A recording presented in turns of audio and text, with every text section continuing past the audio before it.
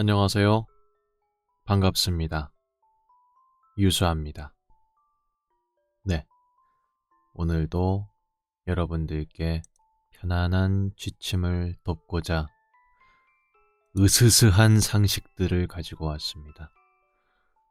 정말 일어났거나 혹은 진짜인데 믿을 수 없는 그런 상식들, 오늘도 여러분들과 함께 알아보는 시간 가져보도록 하겠습니다. 첫 번째 상식입니다. 자신이 죽었다고 믿는 코타르 증후군이라고 합니다.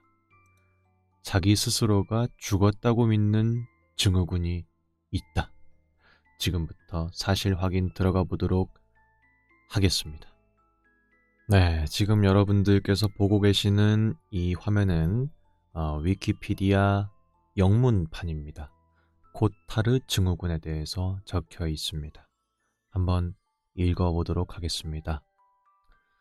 코타르 증후군, 다른 이름으로는 코타르 망상 혹은 걷는 시체 증후군이라고도 부릅니다. 이분께서 명명하신 것 같죠? 프랑스의 신경학자이자 정신과 의사인 질 코타르는 부정의 선망, 코타르 증후군을 다양한 심각도를 지닌 정신질환으로 설명했습니다. 그렇기 때문에 이분께서 정신과 의사인 질 코타르의 이름을 따서 코타르 증후군이라고 이름을 붙이게 된 그런 정신질환이다 라고 할 수 있습니다. 이 정신과의 증상은 자신이 존재하지 않는다, 혹은 죽었다, 혹은 내 안에 장기가 사라졌다, 혹은 사지의 일부가 없다, 혹은 내 몸에 혈액이 흐르지 않는다라고 믿는 증상이라고 합니다. 혹은 죽을 수 없다, 불멸, 자기가 죽지 못하는 상태다 라는 망상을 가지는 그런 증상이라고 할 수가 있겠습니다. 이 증후군의 합병증으로는 자해 그리고 자살이 있습니다. 본인이 죽었다고 믿기 때문에 죽음의 상태로 가려고 하는, 원래 상태로 돌아가려고 하는 게 합병증이다, 뭐 이런 거인 것 같아요. 그 밑에는 내용이 있는데 한번 읽어보겠습니다.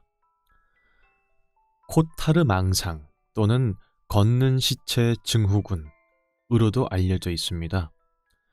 이 정신질환에 영향을 받는 사람은 자기가 죽었다는 망상적 믿음을 갖는 아주 드문 정신장애입니다. 이들은 보통 자기가 존재하지 않는다, 혹은 내 시체가 썩고 있다, 혹은 안에 있는 피가 없거나 내 몸 안에 있는 장기가 없어졌다 같은 말들을 한다라고 합니다. 100명 정도의 환자 집단의 통계를 분석했을 때 코타르 증후군 환자의 45%는 자기 스스로의 존재에 대해서 부정하는 것으로 드러나게 됐습니다. 그리고 나머지 55%의 사람들은 자기가 죽지 않는 몸에 갇혔다, 혹은 난 죽을 수 없다, 난 분명 죽었는데 어쩐지 살아있다 같은 말을 했다 라고 합니다. 아주 기묘한데 왜 이런 증상이 생기는 건지 읽으면서 궁금해지네요. 1880년 신경학자이자 정신과 의사인 쥐일 코타르는 이 증상을 부정의 선망이라고 설명했습니다. 이는 다양한 심각도를 지닌 정신과적인 증후군이라고 할 수 있습니다. 만약에 이 증상이 경미한 경우에는 절망과 자기 혐오에 빠지는 그런 특징을 가지고 있고, 상태가 심각해질 경우에는 강렬한 부정망상과 만성 정신과적 우울증을 겪게 된다라고 합니다.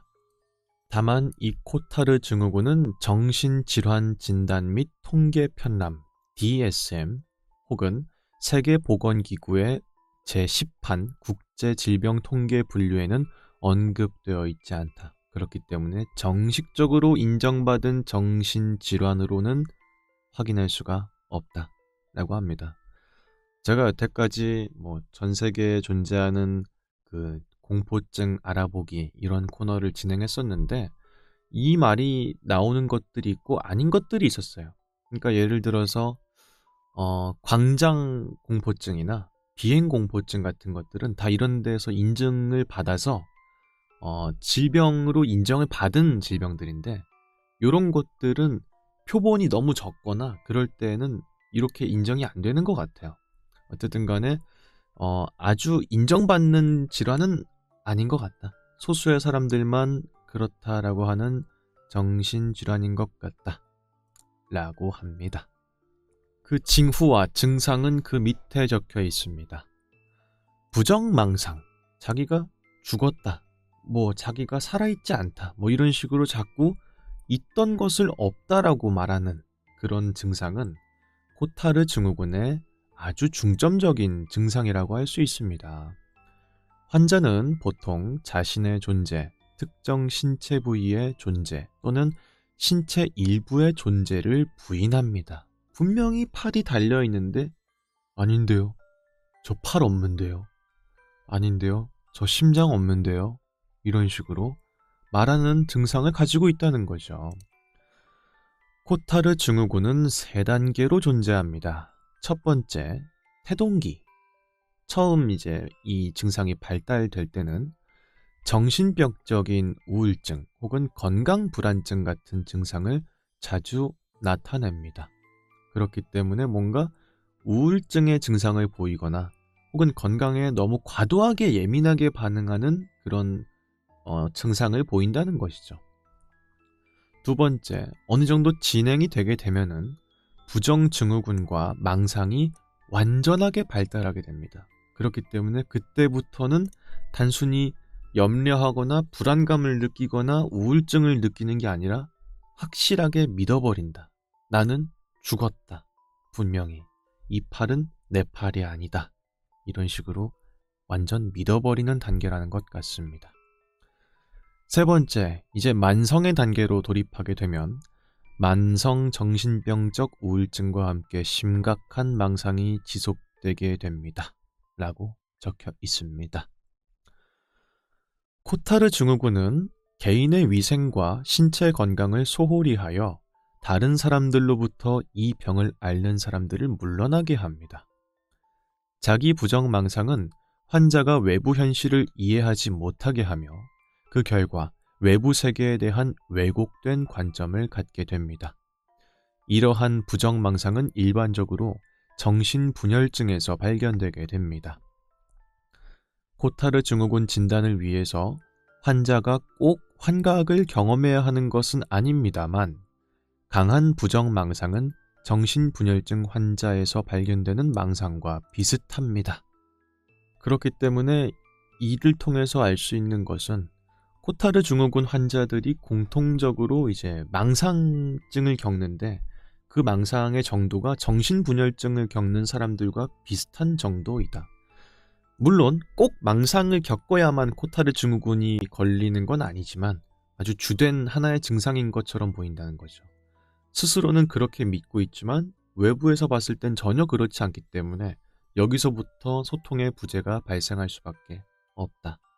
라는 게 이 코타르 증후군 환자들이 일반적으로 가지고 있는 증상이다. 라는 것 같습니다.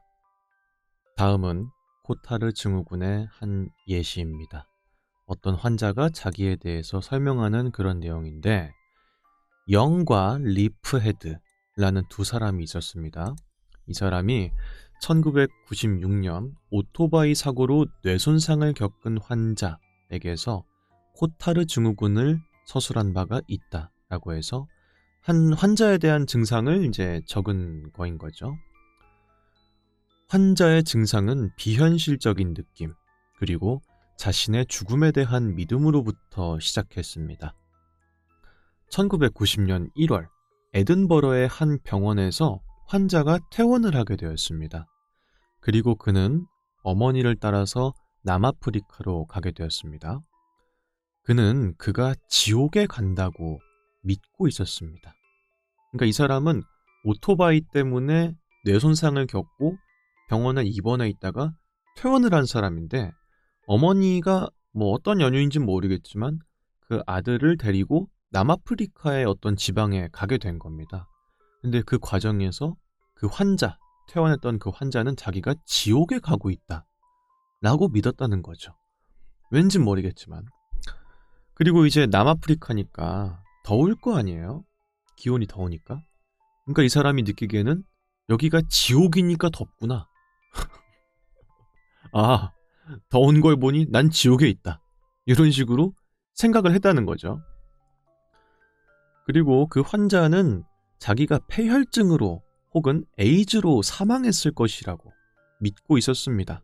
왠진 모르겠어. 근데 이 사람이 이제 회복 초기에 폐혈증을 한번 겪은 적이 있었고, 혹은 잡지에서 에이즈 환자가 폐혈증으로 죽은 사연도 읽은 적이 있었고, 하다 보니까 자기가 알고 있던 그런 기저에 깔려있던 지식들을 총조합해서 나는 어쨌든 간에 폐혈증이거나 에이즈가 동반한 폐혈증을 가지고 죽게 됐다. 이런 식으로 자기를 믿게 됐다는 거죠. 그는 어머니의 영혼을 빌려서 지옥의 구경을 하고 있다 라고 생각했으며 몸은 스코틀랜드에 잠들어 있다고 생각했습니다. 그러니까 그 사람은 그냥 살아서 남아프리카에 어머니랑 같이 간 건데 그거라고 믿지 않고 난 이미 죽었어. 내가 지금 보고 있는 이 장면들은 어머니의 영혼을 잠깐 빌려서 그 어머니의 눈으로서 본 남아프리카의 풍경이야. 나는 이미 일전에 폐혈증으로 죽어서 내 몸은 스코틀랜드에 있어. 지금 나는 기묘한 모험을 떠나고 있는 것이야. 라고 믿었다는 것이죠. 그렇게 해서 영문 위키피디아를 알아봤고요. 다음으로는 BBC 뉴스입니다. 자신이 죽었다고 여기는 질환을 앓는 사람들이라는 기사입니다. 완벽한 검은색의 어둠으로 가득한 순간이었어요. 전 제가 죽었다고 생각했죠. 심각한 오토바이 사고를 겪고 난 후 워런 맥킨레이는 자신이 존재하지 않는다고 생각하기 시작했습니다. 영국의 군인이었던 그는 식사를 중단했습니다. 왜냐? 자기가 뭔가를 먹을 필요가 있다는 생각을 더 이상 하지 않았기 때문이었죠. 치료사들이 저를 낫게 하려고 시도했지만 저는 제가 죽어 있는데 굳이 나으려고 할 이유가 있냐고 반문하곤 했었죠. 36세의 워런은 코타르 증후군을 겪고 있었습니다. 세계에서 100명 이상의 사람들이 겪고 있는 정신질환으로 1880년 프랑스의 신경학자 쥐일 코타르가 처음으로 이에 대한 기록을 남겼습니다. 이 증후군을 겪는 사람은 자기가 죽었다고 여깁니다. 또는 자신의 장기가 사라졌거나 썩고 있다고 생각합니다. 중국, 인도, 멕시코, 미국, 덴마크, 스웨덴을 비롯한 나라에서 환자가 보고된 바가 있습니다. 환자들의 망상은 다양한 방식으로 발현되게 됩니다. 멕시코에 사는 55세의 레스토랑의 주인은 가족에게 자신의 성기가 짧아지더니 사라졌다라고 말한 후에 입원했다. 내가 고자라니 라고 하면서 이제 병원에 입원을 했다는 거죠. 어쨌든 간에 본인의 신체의 일부가 분명히 이제 있는데도 불구하고 점점 줄어들다가 사라졌다 라고 말해서 이제 입원을 한 사람이 멕시코에 있었다는 겁니다. 병원에서 그는 의사들에게 자신의 눈이 없어졌다고 주장하기 시작했습니다. 응급실에 있는 의사가 자신의 눈알을 제거했다는 것이었죠. 그는 또한 그 의사가 자신의 심장까지 도려냈으며 자신의 왼손이 괴사했다고 주장하기 시작했습니다. 그런 사람도 있었다는 겁니다. 다음, 포르투갈에서는 한 연금 생활자가 이제 국가의 지원을 받고 살아가는 한 사람이 있었는데 갑작스럽게 남편을 잃고 나서는 점차 자신의 냉장고를 믿지 못하게 됐습니다. 55세의 이 환자는 자신의 식도와 위장이 접착제로 붙어버렸다고 주장하면서 더 이상 음식들을 먹지 않기 시작했습니다. 그는 체중이 19kg이 줄은 이후에 입원하게 되었습니다. 다른 사례도 있습니다. 카슈미르에 사는 28세의 주부는 자신의 간이 부패하고 있다. 또한 심장이 사라졌다. 나는 심장이 없어. 라고 말하면서 이제 에이트의 옛날 노래가 떠오르죠. 심장이 없다라고 말하면서 병원에 입원하게 됐습니다. 그는 자신의 위장도 사라졌다고 말했고 자기가 걸을 때 자신의 신체를 더 이상 느낄 수 없다라고 말했습니다. 영국에서는 59세의 여성이 나는 썩어가고 있는 시체이며 다리가 떨어져 나갔다고 주장해서 입원하게 됐습니다. 근데 이런 증상들이 왜 발생하는 건지에 대해서는 지금 나오고 있지 않잖아요.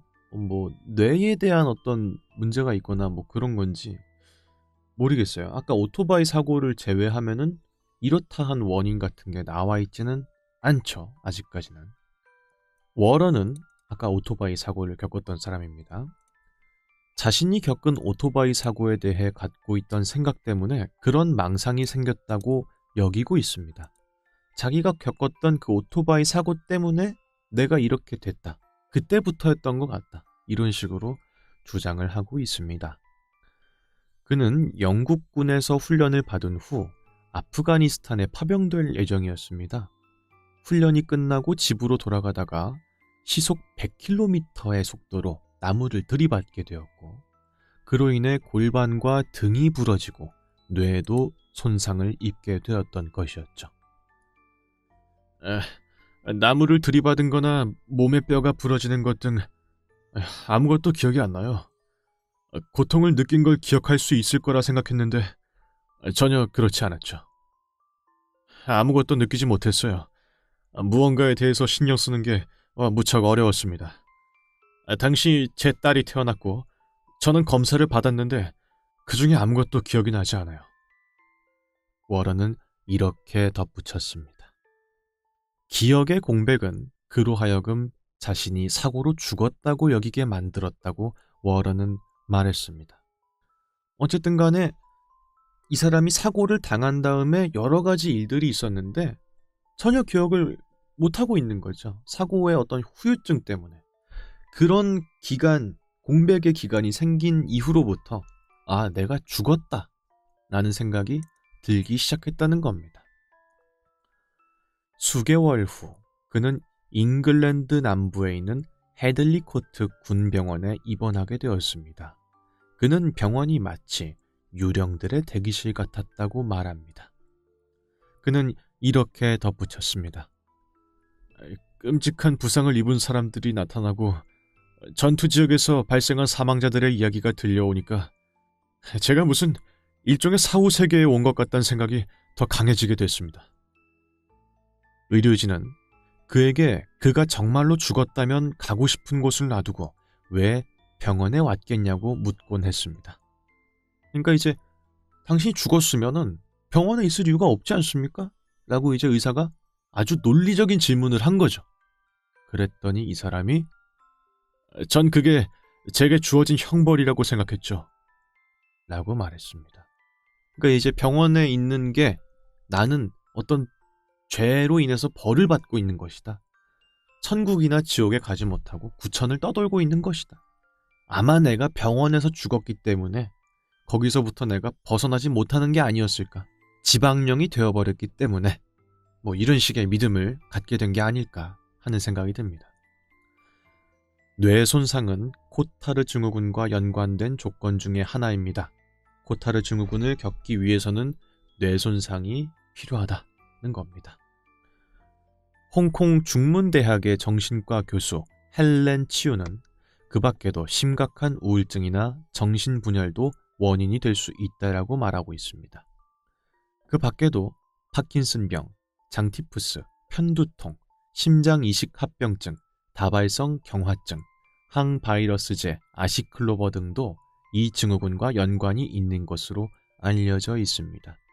그렇기 때문에 일반적으로 뇌 손상을 겪고 있는 사람들이 코타르 증후군을 겪는 것도 맞는 말이지만 꼭 뇌 손상이 동반되어야 되는 건 아니다.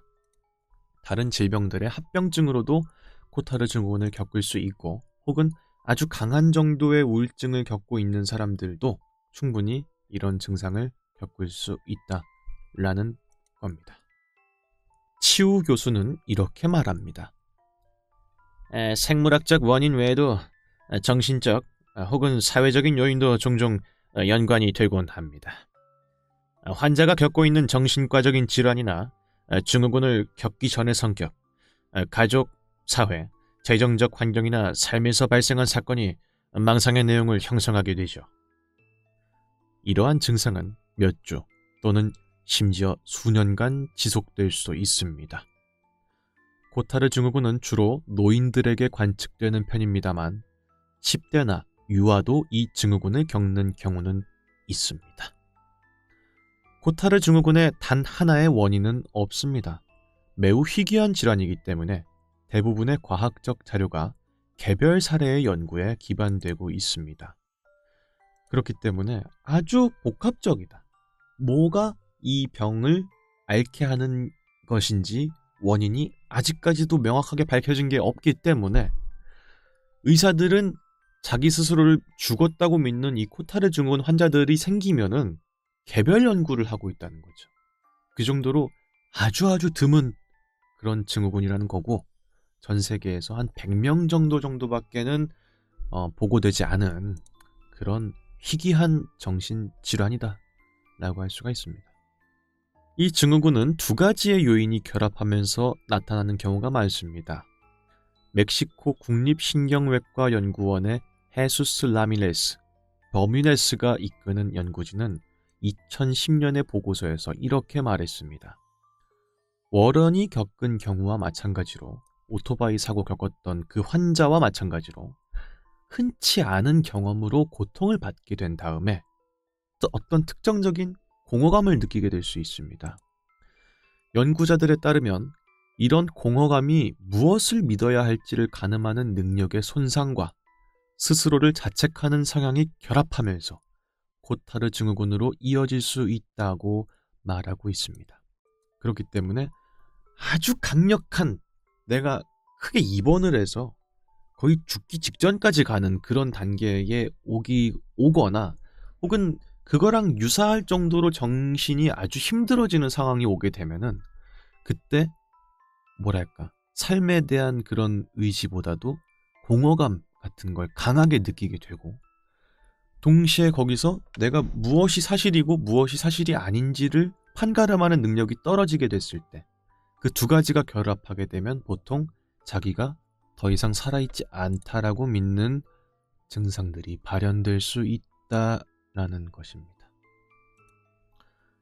신경외과적인 원인으로는 자기 성찰과 관련된 뇌의 부위의 대사량이 매우 낮은 것과 뇌 확장이나 축소 또는 생각과 행동, 논리 능력에 중요한 전두엽의 손상이 있다. 그렇기 때문에 이런 논리 능력이나 생각, 행동 이런 것들을 주로 관장하는 전두엽이 손상됐을 경우에도 자기 스스로가 죽었다고 믿는 사람들이 발생할 수 있는 원인으로 손꼽히고 있다는 것입니다. 워런은 코타르 증후군을 겪고 있는 다른 환자를 만나는 것이 회복에 도움이 되었으며 집에 돌아와 가족과 재회하고 나서 점차 좋아지기 시작했다고 합니다.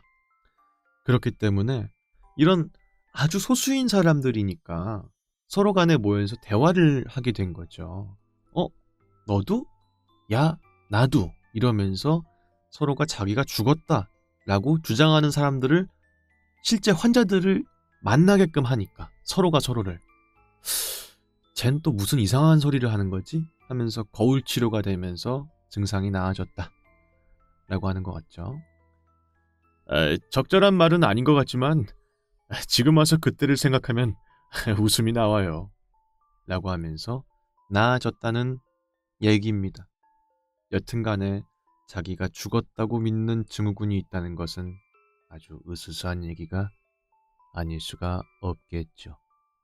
오늘의 다음 이야기입니다. 캐나다의 프로 아이스 하키 선수 던컨 맥퍼슨은 1989년 오스트리아에서 실종, 2003년 녹은 빙하 속에서 발견되었다. 라는 이야기인데요. 과연 어떻게 된 일인지 지금부터 낱낱이 파헤쳐 보도록 하겠습니다. 네, 지금 보고 계시는 이 화면은 영문 위키피디아입니다. 던컨 맥퍼슨이라는 분이십니다. 맥퍼슨 씨가 죽기 몇 주 전에 찍은 여권 사진이었다고 하네요. 1966년 2월 3일 캐나다에서 태어나신 분인데 사망은 1989년 8월 9일입니다. 오스트리아 슈투바이 빙하 리조트. 키는 185cm에 88kg. 아주 적정하고 뭐랄까 되게 우직하고 남자다운 그런 체격의 사람이었다는 것을 알 수가 있습니다. 던컨 엘빈 맥퍼슨, 캐나다의 프로 아이스하키 선수였습니다. 1989년 그는 오스트리아로 여행을 갔다가 실종되게 되었습니다. 그렇게 실종되고 나서 2003년 그의 시신이 녹는 빙하에서 발견될 때까지 수색은 아무런 성과가 없었습니다. 그의 죽음은 공식적으로 미제로 남아있기 때문에 미제 사건이라고 할 수가 있겠습니다. 1989년 여름, 맥퍼슨은 유럽으로 가게 되었습니다. 뉴욕 아일랜더스는 종종 부상을 당하던 맥퍼슨을 매수해서 방출했습니다. 그러니까 본인의 선수를 유럽에 있는 팀으로 팔게 된 거죠. 트레이딩 같은 걸 해서. 맥퍼슨은 1989년 8월부터 스코틀랜드의 던디라는 팀이 있었나 봐요. 여기서 준 프로 하키팀의 선수 겸 코치로 일할 생각이었습니다. 스코틀랜드 팀을 후원하던 기업가 론 딕슨에 대해서 나쁜 감정이 있었음에도 불구하고 그는 1989년 8월 초에 혼자 중부 유럽으로 여행을 떠나게 되었습니다. 그렇기 때문에 이제 어떤 커리어적인 문제가 있었겠죠. 많이 다치는 사람이었으니까. 너는 이제 선수로는 좀 힘들 것 같고 선수 겸 코치로 해가지고 저기 유럽 팀으로 가는 게 어때? 이런 식으로 가게 됐으니까 맥퍼슨은 얼마나 기분이 안 좋았겠어요. 빌어먹을 젠장. 나한테 코치 겸 선수를 하라고? 말도 안 돼 하면서 일단 갔어. 갔지만은 일단은 뭐 유럽에 온 건 맞으니까 온 김에 여행이나 한번 가자 싶어가지고 이제 여행을 가게 된 겁니다. 그 계획은 스코틀랜드로 가기 전에 오랜 친구들을 만나고 명소들을 구경하는 것이었습니다. 그는 8월 12일에 던디에 도착할 예정이었습니다. 하지만 그가 나타나지 않자 그의 가족은 그를 찾으러 가게 되었습니다. 그가 친구에게서 빌린 차가 6주 후에 오스트리아 슈투바이 알프스의 슈투바이 빙하 기슭에 있는 슈투바이탈 스키 지역 리조트 주차장에서 발견되게 되었습니다. 되게 어렵다. 하여튼간에 오스트리아의 어떤 한 리조트 주차장에서 실종되었던 이 사람이 마지막으로 끌고 갔던 친구에게 빌렸던 차가 발견되게 된 거죠. 그렇기 때문에 이 인근 어딘가에 있겠다. 이런 생각을 가족들도 했을 것이고 경찰들도 하게 되었을 것이다. 게다가 딱히 좋은 어떤 목적으로 이 지역에 온 게 아니고 팀에서 방출돼서 온 거기 때문에 뭔가 홧김에 연락을 끊고 자기만의 시간을 보내기 위해서 있는 게 아닐까. 뭐 이런 식으로 사람들이 생각을 많이 했을 것 같아요. 그는 그 리조트에서 스노우보드를 빌렸습니다. 그의 마지막 연락은 8월 9일 스키 리조트 직원과의 통화로 이루어지게 되었는데 그 직원은 그가 맥퍼슨과 통화를 했고요. 마지막으로 맥퍼슨이 혼자 떠나서 밤이 되기 전에 마지막으로 스노우보딩과 하이킹을 하려고 하는 것을 봤다고 보고했습니다.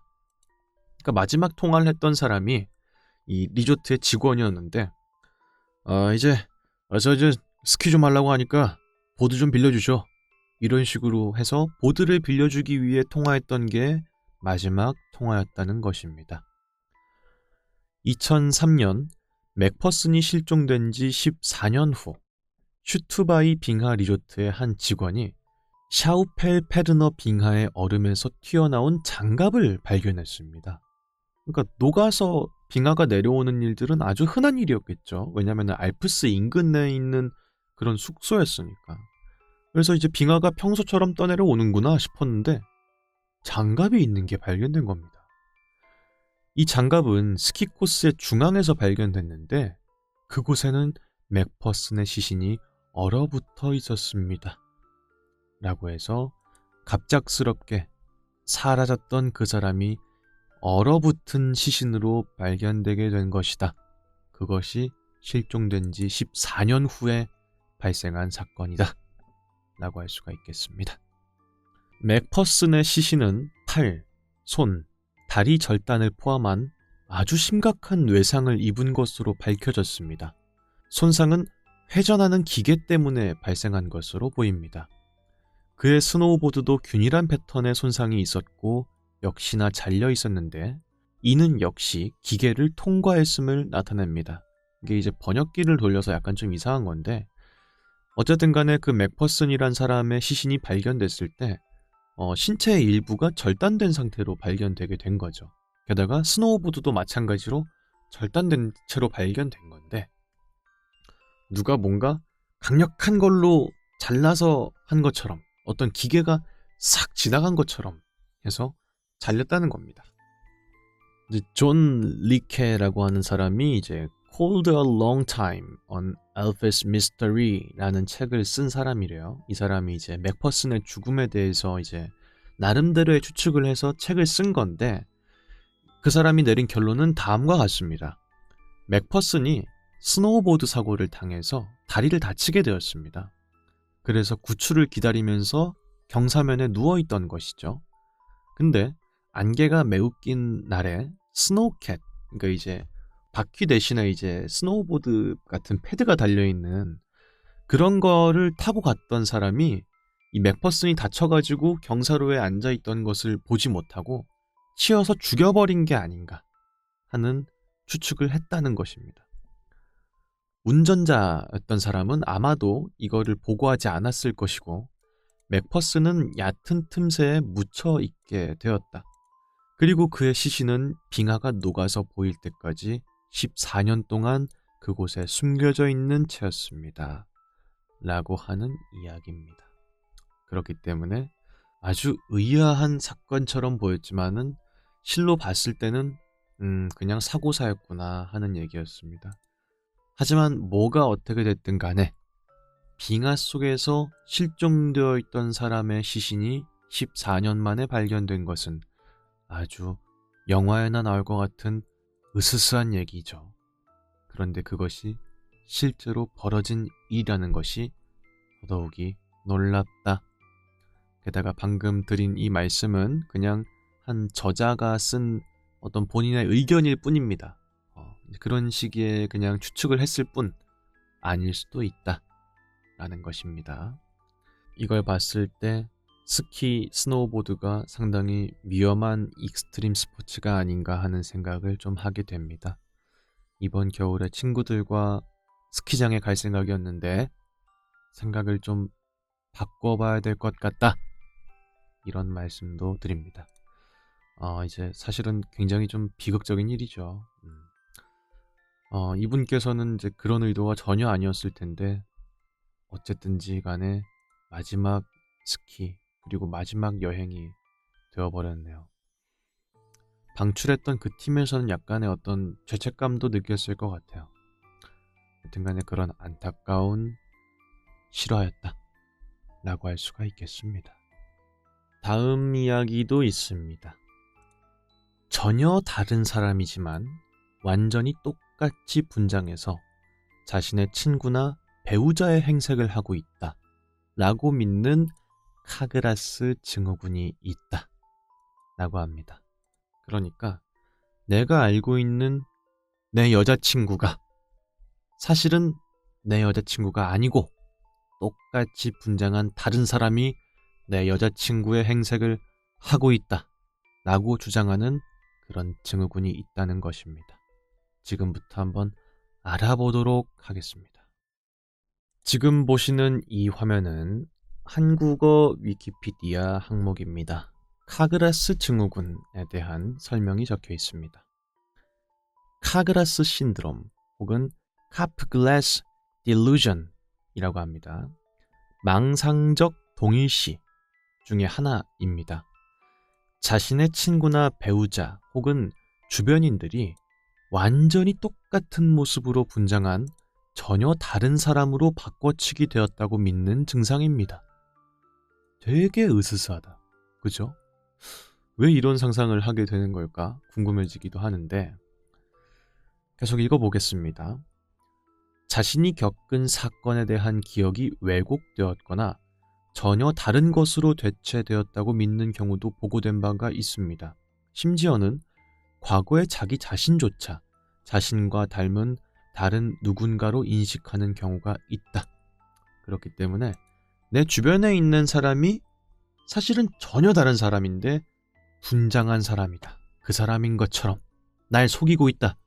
저 자식들이 라고 믿는 것도 카그라스 증후군의 하나지만 그게 아니어도 과거의 내 모습도 사실은 내가 아닌데 나인 척하는 누군가가 내 행색을 했다. 이런 식으로 인식하는 경우도 있다는 것이죠. 그렇기 때문에 내가 옛날에 찍었던 사진을 보여주면서 아이고 수아야 너가 어렸을 때 이랬단다 라고 보여주는 요것도 내가 아니라 대체된 사람이 아역 배우를 고용해서 나인 척 사진을 찍었다 라고 믿는 그런 증상들도 있다는 것이고 혹은 내가 옛날에 겪었던 것도 기억이 왜곡되었거나 혹은 완전 다른 것으로 바뀌게 되었다고 믿는 것이다 라고 할 수가 있겠네요. 참 재밌는 그런 증후군인데 카그라스 증후군은요 뇌손상이나 치매 등에서 유발되는 경우도 있습니다만 이것은 조현증 그러니까 정신분열증 환자들에게서 가장 빈번하게 발생하는 증상이라고 합니다. 당뇨병이나 갑상선 기능 저하증 환자들에게 발생하는 경우도 있습니다. 단일 사례긴 하지만 건강한 사람이 케타민 주사를 맞고 일시적으로 발병한 경우도 있습니다.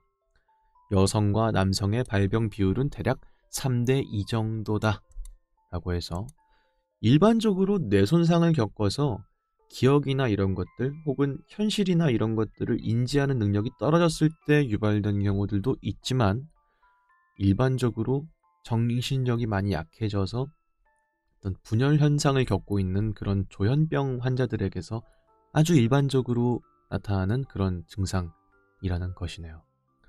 근데 이게 사실은 남의 얘기니까 그냥 되게 웃긴 증상이네 뭐 이런 식으로 생각할 수 있겠지만 이 증상을 겪는 본인은 너무나도 무서울 것 같지 않아요? 믿을 수 있는 게 없는 거야. 그 사람은 보고 있는 것도 믿을 수가 없으니까. 내 여자친구가 아닌데 분명히 여자친구라고 말한다. 너무 무섭지 않나요? 여튼 그렇습니다. 역사가 있는데요. 한번 알아볼게요. 카그라스 증후군이라는 이름은 이 증상을 1923년 르블라쇼와 그의 공동 논문인 꼭 닮은 것에 대한 환상 Illusion des Socis에서 처음으로 언급한 프랑스인 정신과 의사 조셉 캐그레스의 이름에서 따온 것입니다. 이 병을 발견한 사람의 의사의 이름을 따와서 카그라스 증후군이라고 짓게 되었다.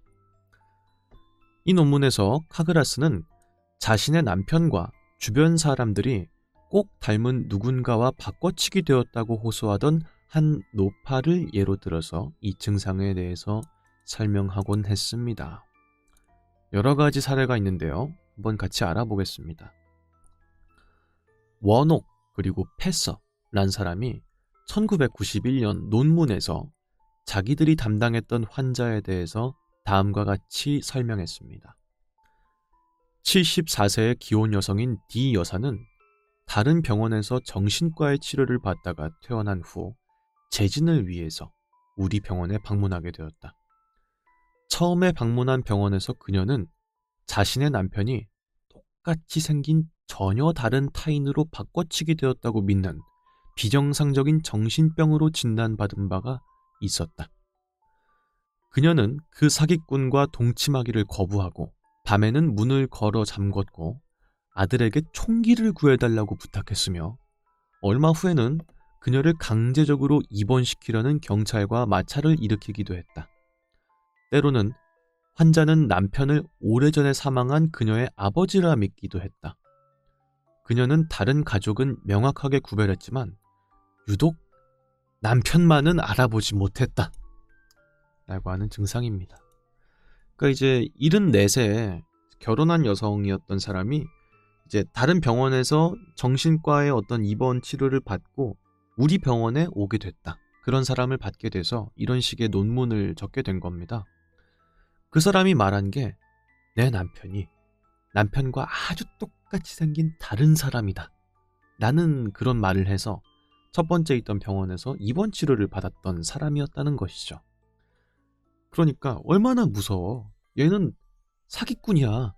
모사꾼이야. 이러면서 점점 남편과 각방을 쓰길 원했고 밤에는 문을 걸어 잠그고 아들에게는 미안하지만 총기를 좀 구해달라.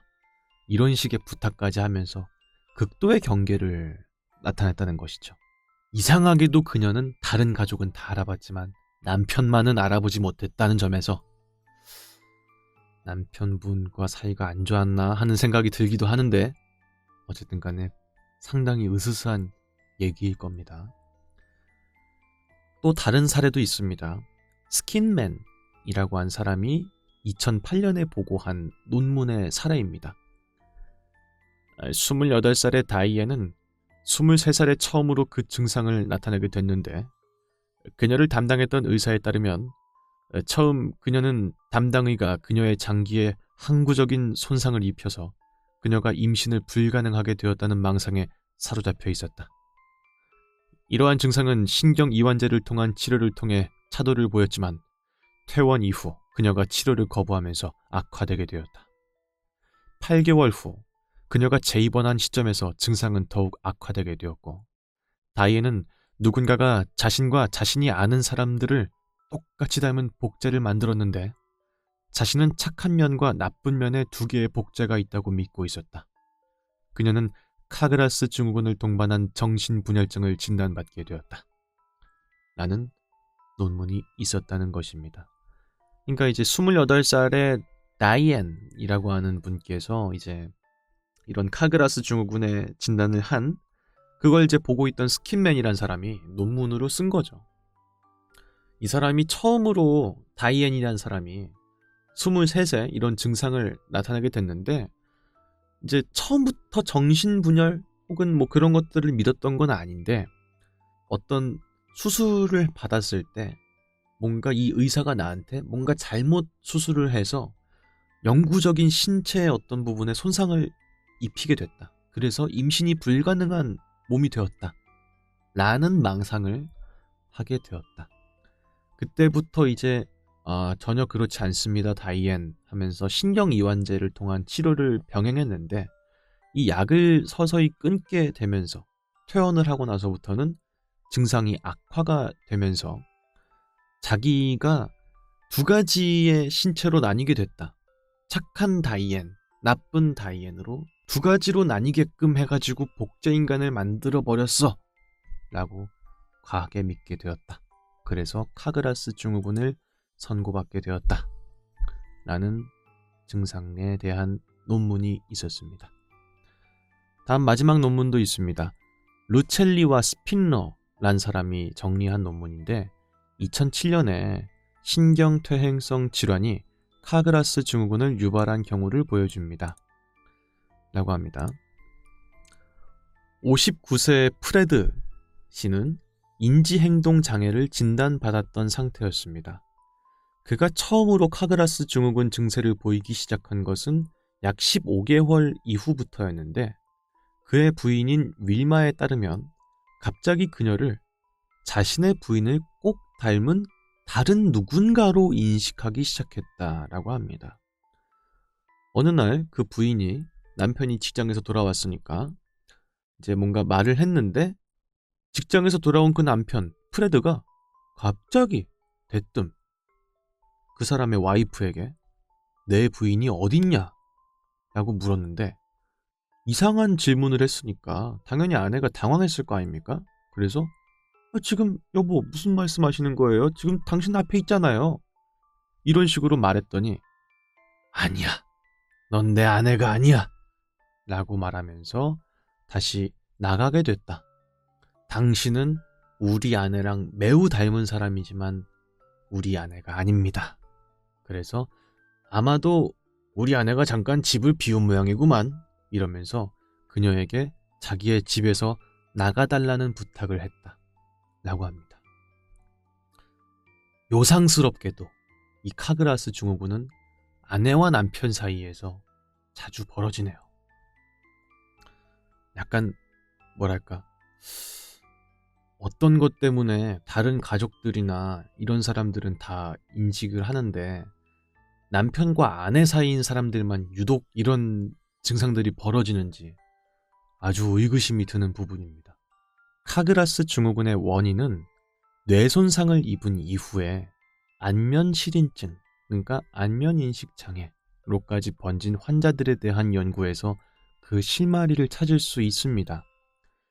위의 환자들은 다른 시각적 물체에 대한 지각 능력은 손상되지 않았지만 유독 안면에 대한 의식적 인지 능력만은 손상된 상태였는데 1984년에 바우어는 이러한 환자들도 익숙한 안면들에 대해서는 무의식적인 인지가 발생하는 것을 확인했고요. 이에 따라서 안면 인지 능력은 의식적인 경우와 무의식적인 경우에 두 가지의 경로가 있음이 밝혀지게 되었습니다. 그러니까 다른 사물들은 다 그냥 다 인식을 해. 아, 이거 텀블러구만. 아, 이거 뭐 마이크구만. 이러는데 유독 아내나 남편 같은 특별한 사람들은 인지를 못하는 것을 이 증후군을 통해서 알게 되었다. 그렇기 때문에 안면인식 장애를 겪고 있어도 무의식적으로 알아보는 사람들은 존재한다는 사실을 알 수 있게 되었습니다. 그러니까 아까도 처음에 첫 번째 사례에서 자기 아들은 알았잖아요. 그러니까 아들한테 총을 좀 사와라 이런 식으로 말했던 것도 안면인식 장애의 그런 증상을 겪고 있는 건 맞지만 익숙하게 많이 봐왔던 사람들은 기억을 한다는 것이죠. 그런데도 불구하고 남편과 아내는 못 알아본다는 점에서 기괴하다 라고 할 수 있겠습니다. 그렇기 때문에 제가 이제 뭐 농담 섞어서도 말씀드리고 했지만은 뭐 알츠하이머나 뭐 그런 뇌손상 같은 것 때문에 발생되는 것이고 뭐랄까 익숙하게 알고 있는 사람들의 얼굴을 제대로 알아보지 못한다는 점에서 발병하는 그런 증후군이다라고 할 수가 있겠습니다. 사실은 이제 다른 건 잘 모르겠지만요. 내가 익숙하게 알고 있던 사람이 사실은 뭔가 다른 사람이다. 다른 사람이 그 사람인 척 흉내내고 있고 자기가 분명히 아내라고 말한다든지 근데 낯선 사람이야. 그러면은 이걸 겪고 있는 환자는 너무 무서울 것 같아요.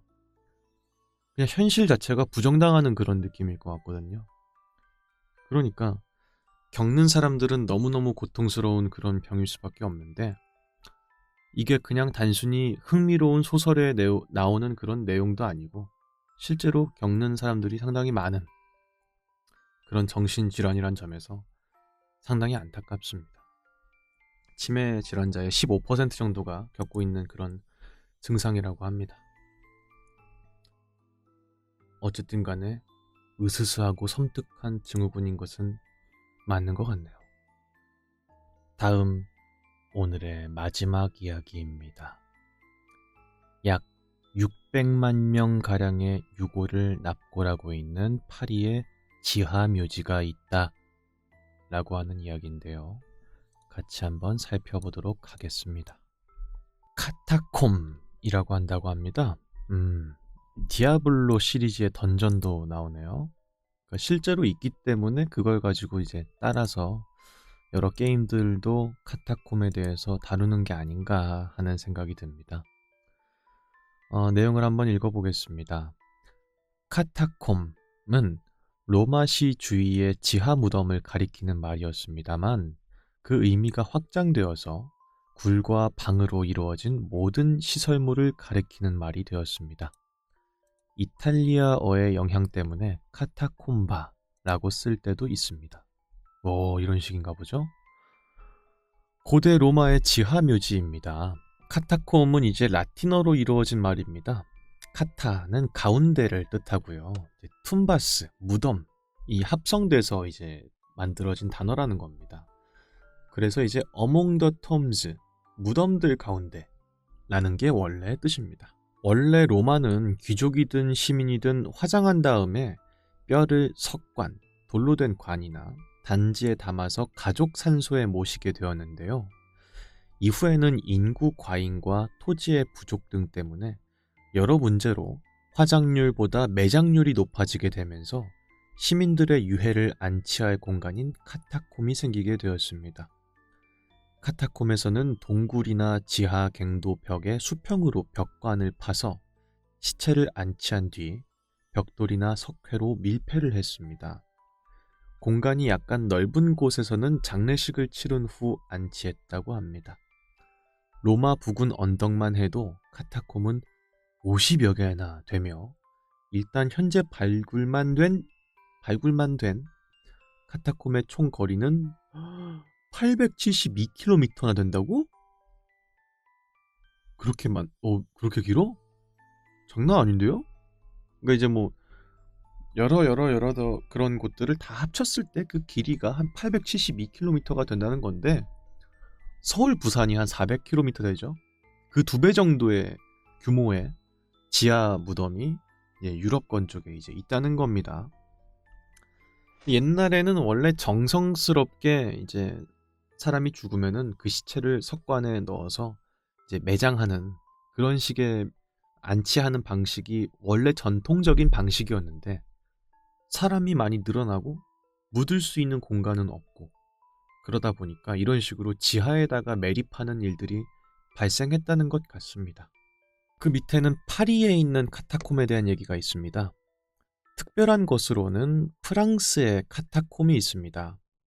다른 나라들의 것과는 다른 모습인데 이는 루이 16세의 폭정에 의한 것입니다.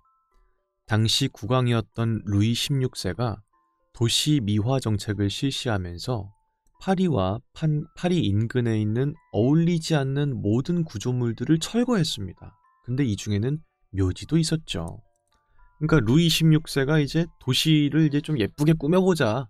우리 파리인데, 파리 클래스가 이게 맞지가 않아. 이러면서 이거 좀 없앱시다 하는 것들 중에 묘지도 있었다는 것입니다. 그래서 이 기나긴 패터널의 갱도를 만들어서 유골들을 한꺼번에 매장하게 됐습니다. 그 결과로 나오게 된 게 프랑스의 카타콤. 터널은 과거 기원전 1세기 로마의 식민지 시절부터 쓰던 폐채석장이었는데 사실 그 로마인들조차 이 터널을 만든 게 아니라 우연히 발견해서 채석장으로 활용한 것이라고 합니다. 터널 자체는 기원전 2세기 이전 아주 먼 옛날에 만들어져서 고대 로마보다도 훨씬 오래되었으며 누가, 왜, 어떻게 만들었는지는 여전히 미스터리입니다. 그게 바로 카타콤이 지옥과 관련되어 있는 괴담이 많은 이유이다.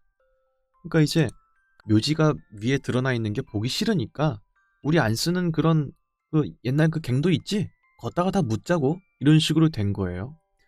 근데 그 갱도 같은 곳도 채석장이었어. 그 돌을 캐내는 곳이었단 말이야. 근데 그 채석장이라는 것도 누가 이렇게 만들었다기보다는 우연히 발견해서 그거를 채석장으로 쓰게 된 시설이었다는 거죠. 되게 묘하죠. 그러니까 지하에 엄청나게 큰 그런 동굴 같은 곳이 있는데 언제부터 생긴 건지는 아무도 몰라. 근데 여기 되게 깊은 동굴이 있는데요? 그래서 야, 여기 돌이 많으니까 여기서 돌을 좀 캐내자고 이러면서 이제 쓰게 된 곳인데 여튼간에 공간이 있는 건 맞는 말이니까 그 빈 공간에다가 다 유해들을 집어넣자고 이렇게 됐다는 겁니다. 오늘날 묻혀있는 유골은 대략 500에서 600만 구. 와, 너무 많은데? 워낙 복잡한 구조 덕분에 제2차 세계대전 당시 독일군과 프랑스 레지스탕스의 작전 본부가 몇 킬로미터 사이로 세워졌지만 마주친 적이 없었다고 한다.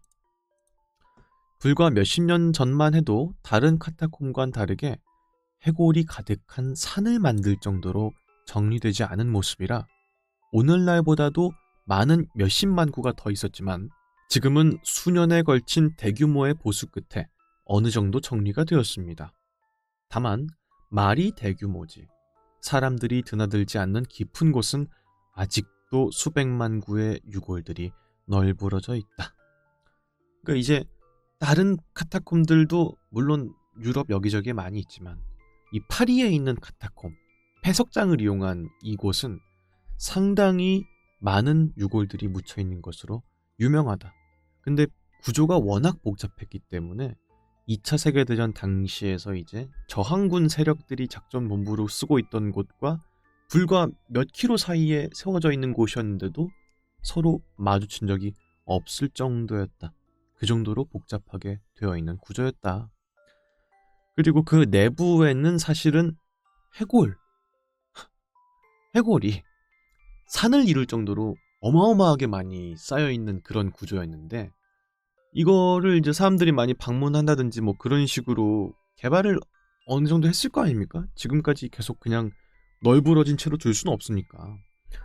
정리를 지금 해가지고 그나마 몇십만 구를 덜어낸 그런 상태라는 거죠. 그것도 이제 사람들의 발길이 닿는 곳까지는 정리가 됐지만 그렇지 않은 곳들은 여전히 정리가 되지 않은 채 얼기설기 막 쌓여있는 그런 모습이다. 또한 보수의 과정에서 여러 통로들을 봉쇄하게 되었습니다.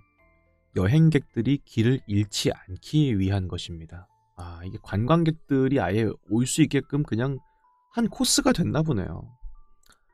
이렇게 관광객들 보라고 개방해 놓은 곳은 알려진 카타콤 규모의 0.6% 미만에 불과하고 나머지는 전부 방치되어 있는 미궁입니다. 하지만 하지 말라고 하면 하고 싶은 법이라서 오래된 지하철 터널과 연결된 개구멍을 통해 들어가거나 봉쇄된 문마저 뚫고 들어가는 사례가 많으며 그 안쪽은 마치 공포 영화에서나 볼 것 같은 음침한 분위기를 볼 수가 있다라고 합니다. 그 밑에는 이 카타콤이 파리 전역에 이렇게 되어 있는 구조인 것을 알 수가 있는데 와 진짜 크네요. 근데 이쪽에 이렇게 선되어 있는 게 파리권인 거잖아요. 근데 이 중에 거의 한 8분의 1 정도가 지하 묘지라는 것이죠. 허허. 지도에 대한 대용량 이미지는 들어갈 수가 없어서 볼 수가 없는데 어쨌든간 규모가 이 정도면 거의 이거를 만약 서울로 친다면은 거의 강남 서초 막 이런 정도의 크기가 아닐까 하는 생각이 드는데요. 이제 그 밑에는 이 파리의 카타콤에 대해서 다룬 다큐멘터리 내용인 것 같은데 뭐 다 다룰 수는 없어요. 저작권의 문제가 있으니까. 근데 이제 잠깐만 좀 볼게요. 와 이거 되게 좁고 빛이 하나도 들어오지 않아서 굉장히 어둡고 진짜 미로같이 되어 있는 구조인데 지금 밟히고 있는 이 모든 것들이 다 유골들이라는 것이죠. 미쳤다. 아니 이걸 어떻게 이런 식으로 그냥 방치할 생각을 어떻게 했을까? 무덤이 있던 것들을 지하로 옮기면은 적당히 그래도 뭔가 정리를 한다든지 그런 식으로 했어야 되는 게 정상 아닌가 싶은데 이거는 그냥 뭐 되게 더러운 자취방의 그런 청소업체에다가 맡긴 그런 사진처럼 마치 유골들이 막 널브러져 있는 그런 모습이죠. 파리가 물론 위생이나 그런 것들이 그렇게 깔끔한 동네는 아니라는 것을 우리 모두가 다들 알고는 있습니다만은 지하에 이런 구석이 있는 거는 전혀 몰랐네요.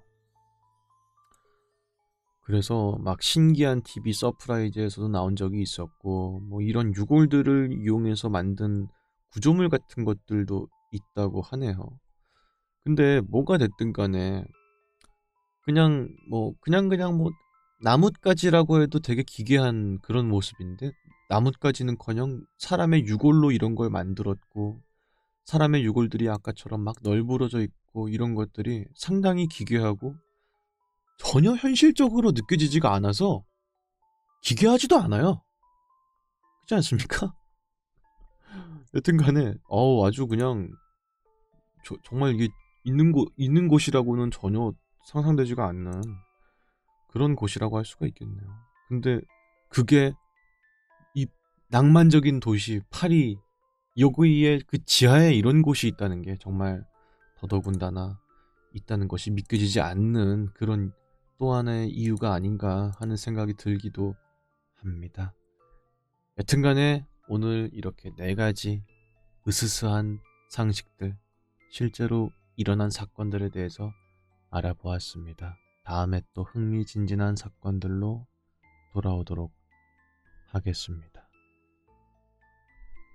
유바